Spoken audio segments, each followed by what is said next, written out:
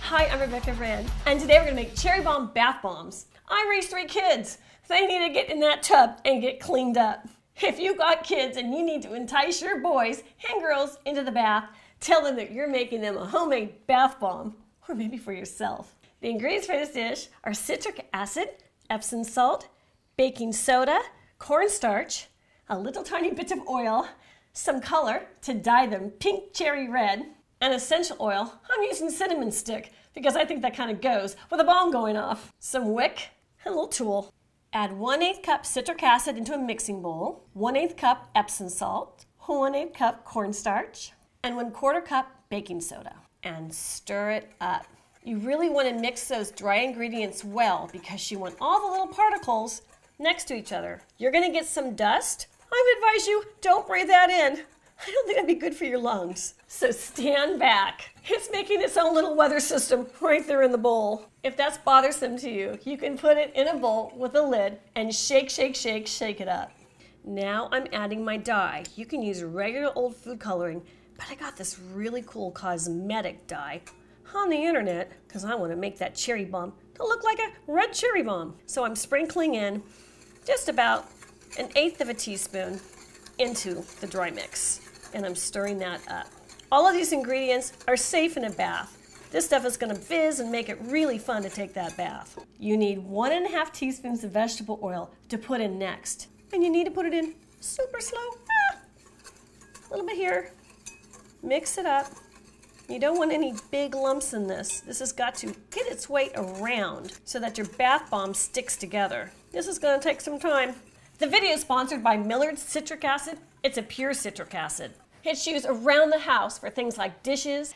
I use 1/3 cup in my dishwasher for super crystal clear glassware because my hard water would leave spots. It is non-GMO. This large bag means we get a lot for our $1. It's perfectly safe to use an ingredient even in food items. They use them in soft drinks and beer and seltzer. Citric acid is the stuff that adds a sourness to candies. Millard's citric acid is derived from sugar cane. The price is super great. It has a long shelf life, and it can be used all around the house and for lots and lots of these bath bombs. If you're renting a house, you need this in your pantry. I appreciate Millard's Citric Acid sponsoring this video, and you can get your own by clicking the link below. But back to our bath bombs. And you need to add 1 teaspoon of tap water, slowly, and drops of essential oils. Oh my gosh, that's cinnamon.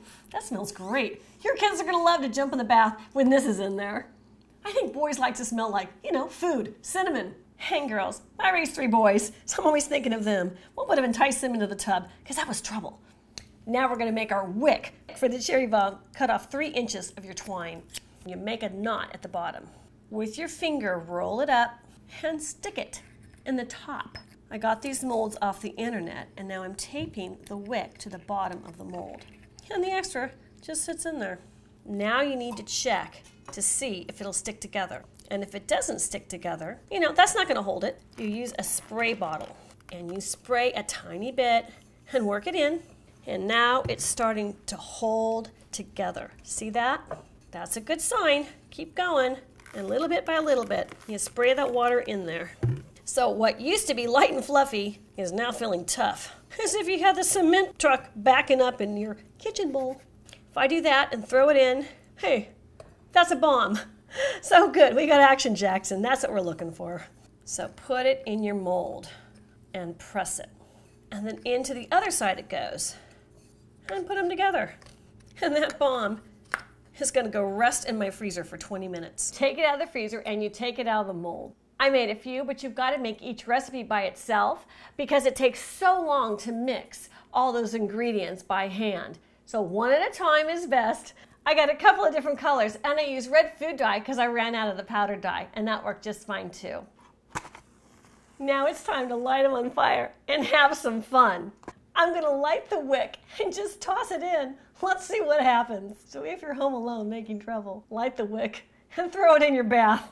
Otherwise, moms, just tell them, these are your bath bombs, kids. You don't really have to light them. Bombs away, fire in the hole. We've got action, Jackson. Well, that's one fizzy fun bath for your little dirty kid or yourself, as the case may be. I'm Rebecca Rand, subscribe to my channel, and let's keep making great things like bath bombs.